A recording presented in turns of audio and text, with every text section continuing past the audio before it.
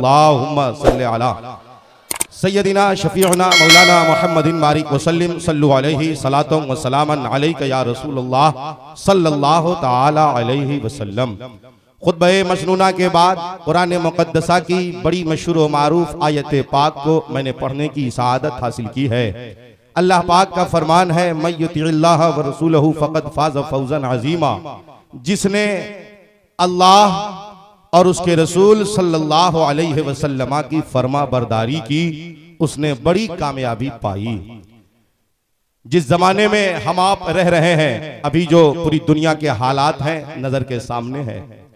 मुसलमान सहमा सहमा नजर आ रहा है। हर चौक चौराहे पे फकत अपनी ही बातें हो रही हैं। हर तरफ एक चर्चा, अब क्या होगा, अब क्या होगा। हज़रात, मैं गुजारिश करूंगा, क्या चौक पे बात कर लेने से आपका मसला हल हो जाएगा, या कहीं पे रो लेने से आपके मसले का हल निकल जाएगा। जिस तरह से हम अपनी तबाही पे आज रो रहे हैं, क्या सिर्फ रोने से काम चलेगा, या कुछ सोचने से काम चलेगा, या कुछ करने से काम चलेगा? आपको खुद फैसला करना है।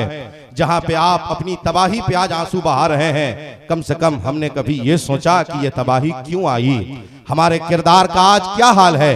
हमारे अखलाक का आज क्या हाल है? हमारी सोच का हाल क्या है? कभी आपने सोचा?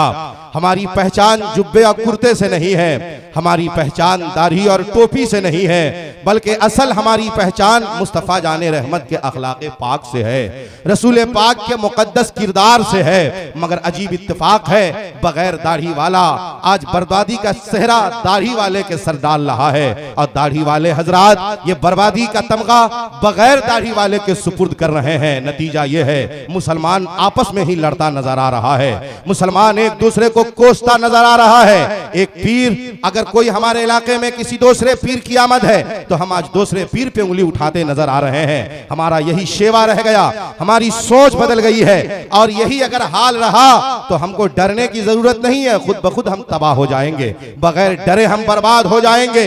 अपने जहन को याद करें, अगर कोई आपको कह रहा हो कि हम तुमको मिटा देंगे, तो आपने क्या सोचा? उसके कह देने से आप मिट जाइएगा। अगर उसके कह देने में इतना ही दम है तो आप फकत इतना याद करें, आज से 1450 साल पहले जब मुसलमानों की ताकत फकत मुसलमानों की तादाद फकत 40 थी, 40 मुसलमान थे।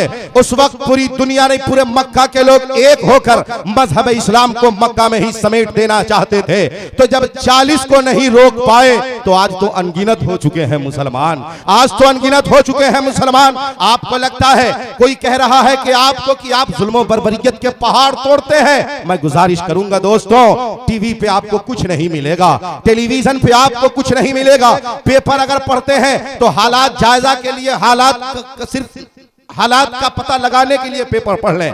न्यूज चैनल देखते हैं, हालात को फकत मालूम रखने के लिए आप चैनल देख लें। मगर करना क्या है ये दुनियादार से मत सीखें। क्या करना है? आप मुस्तफ़ा जाने रहमत के मुकद्दस तरीके से आप सीख लें। मुस्तफ़ा जाने रहमत का मुकद्दस तरीका अपने सामने रखें। आपको लगता है जहां पे आपको कहे कि मुसलमान जुल्म और बर्बरियत का पहाड़ तोड़ता है, आप उससे कहिए कि सुनो, तुम मुसलमानों पे अगर जबरदस्ती का इल्जाम लगाते हो तो सुनो, सबसे पहले इस्लाम की जो जंग हुई, जंग का नाम जंगे बद्र है। आप देखो जंगे बद्र है कहां पे, बद्र का मकाम कहां पे है? हुज्जाजे किराम से आप पूछो तो बद्र मदीना मुनव्वरा के करीब है, बद्र मदीना मुनव्वरा के करीब है। अगर इस्लाम जुल्म और तशद्दुद का दर्स देता, अगर मुस्तफा जाने रहमत लड़ने का पैगाम देते, तो हमला मक्का के करीब होता, मदीना के करीब नहीं।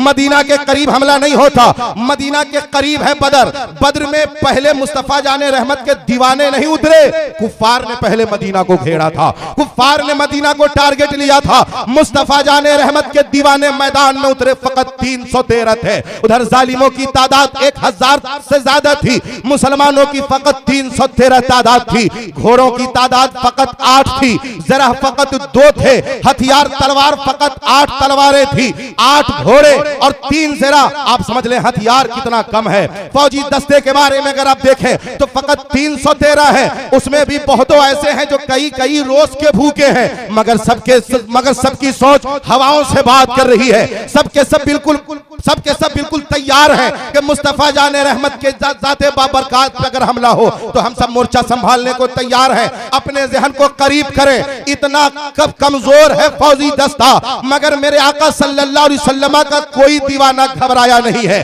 किसी में कोई दहशत का कोई आलम ने कोई मामला नहीं है। जब मामला जंग के आगाज का आता है, ये 313 थे और हजारों काफिरों पर भारी पड़ गए। इस्लाम को बड़ी जबरदस्त कामयाबी हासिल हुई। अपने जहन को करीब करो, कल कौन सी मदद हो रही थी, कहां की मदद हो रही थी, तो अपनों ने भी माना है और गैरों ने भी माना है कि वहां मदद में फरिश्ते उतरकर सामने आ गए थे। क्या आज आपके भी मदद में आएंगे? हाँ आएंगे। कब? जब हमारा तरीका मुस्तफा जाने रहमत का तरीका होगा, तब जब पीरो मुर्शिद से हम सच्ची मोहब्बत करेंगे, तब बुजुर्गाने दीन का मुकद्दस तरीका हम अपनी जिंदगी में उतार लेंगे, तब मैं गुजारिश करूंगा कि आप अपने मुकद्दस मुस्तफा जाने रहमत के मुकद्दस तरीके को फॉलो करें। आपको कोई बर्बाद नहीं कर सकता, आपको कोई तबाह बर्बाद नहीं कर सकता। अरे आपसे बर्बादी तो कोसों दूर ऐसे ही रहती है। और अपने जहन को करीब करें। मुस्तफा जाने रहमत सल्लल्लाहु तआला अलैहि वसल्लम उमरा शरीफ करने के लिए मक्का तशरीफ ला रहे हैं।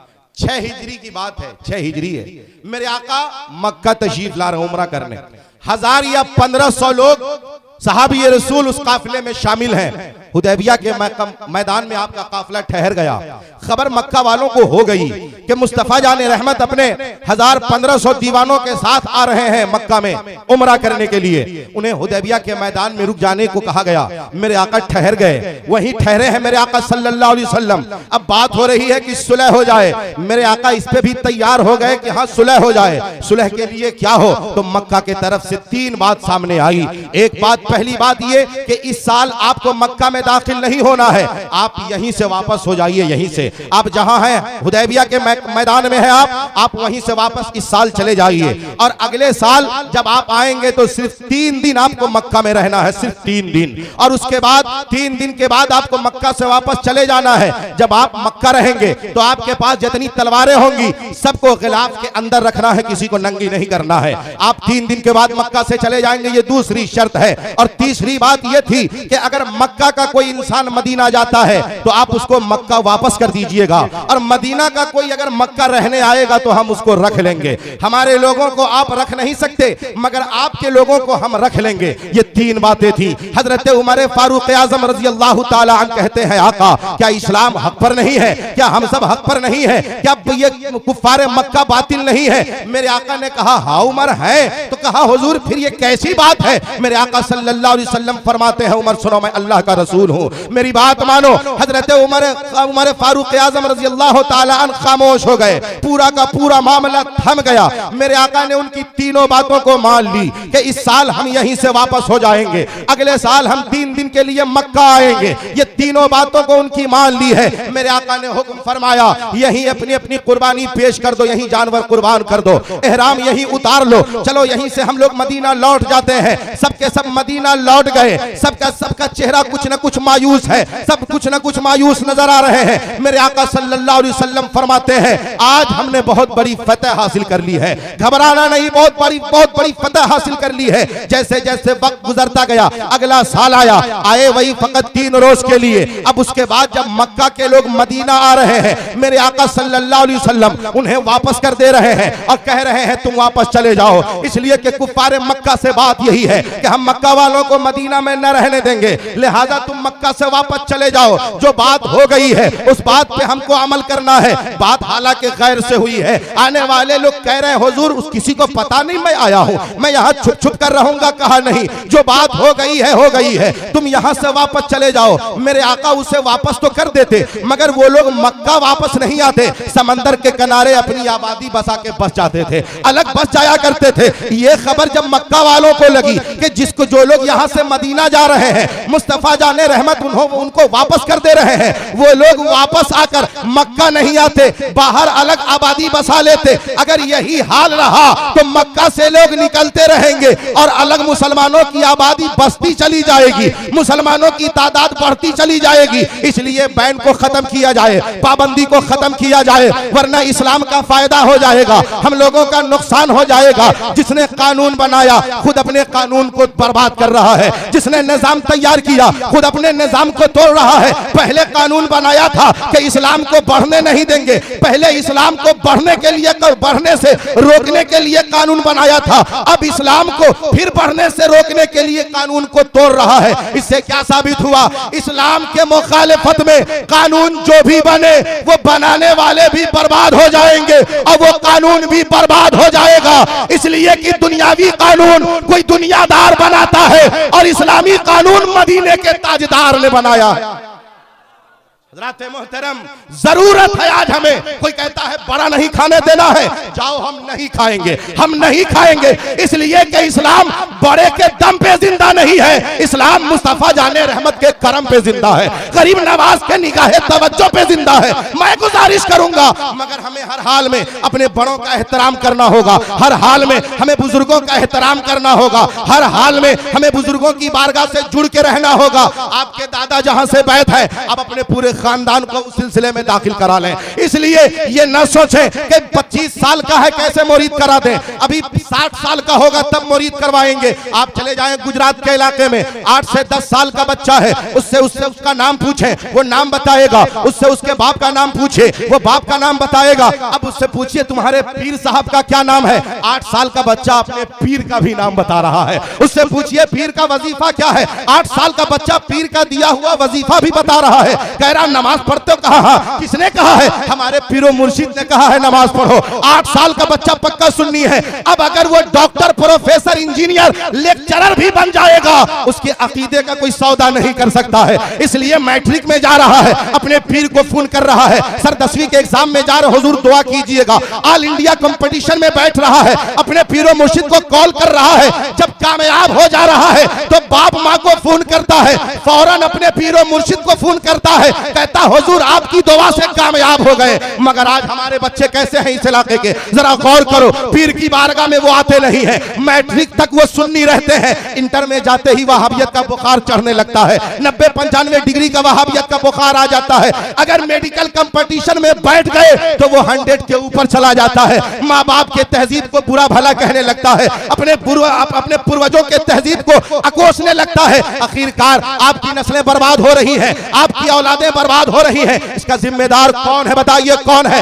आपने अपने बच्चे को ये बताया है किस बैंक में कितना पैसा है, तुम्हारी जमीन कहां कहां है, हमारा पैसा कहां कहां है? आपने अपने बच्चे को ये क्यों नहीं बताया कि हमारा अकीदा क्या है, हमारी सोच क्या है, हमारी फिक्र क्या है? आप अपने बच्चे से कहते हैं मर जाना मगर घर की जमीन को बिकने ना देना।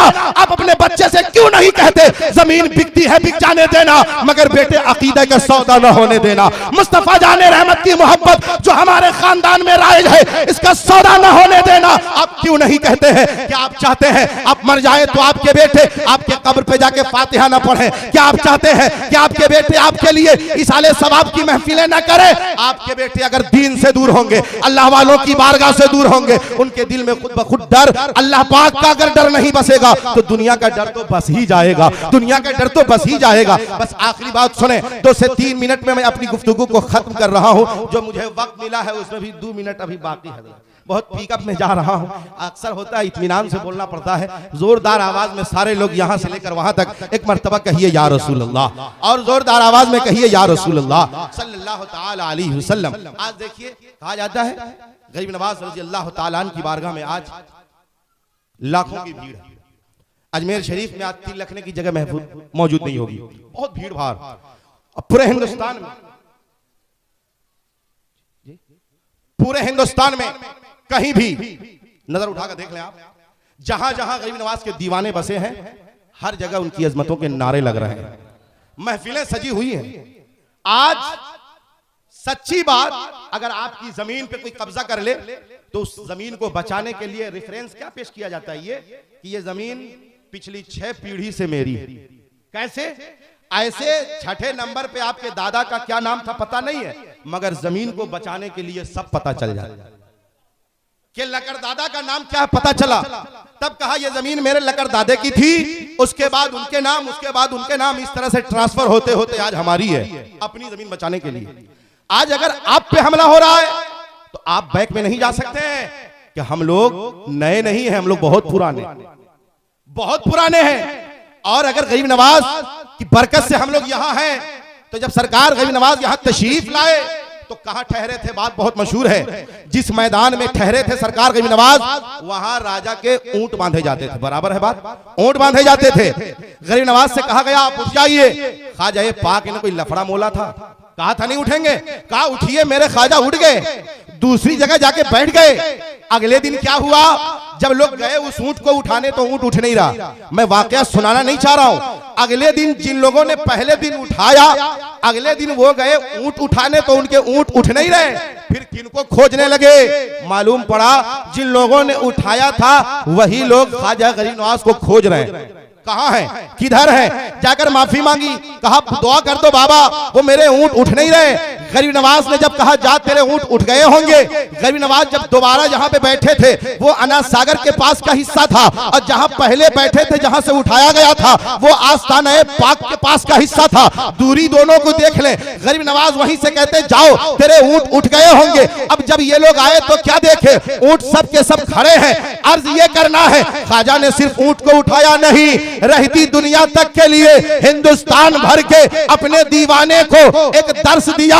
ए मेरे दीवानों, याद कर लो, तेरा आका गरीब नवाज जिस ऊंट को बैठा दे उसके बगैर मर्जी के कोई उस ऊंट को उठा नहीं सकता।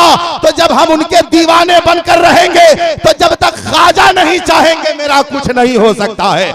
इसलिए ख्वाजा जब ऊंट को बैठा दे कोई ऊंट को उठाने की क्षमता नहीं रखता, और जो ख्वाजा पाक की अजमतों का नारा लगाता हो उसको उजाड़ने की ताकत कहां से पैदा? मगर ये सब कब होगा?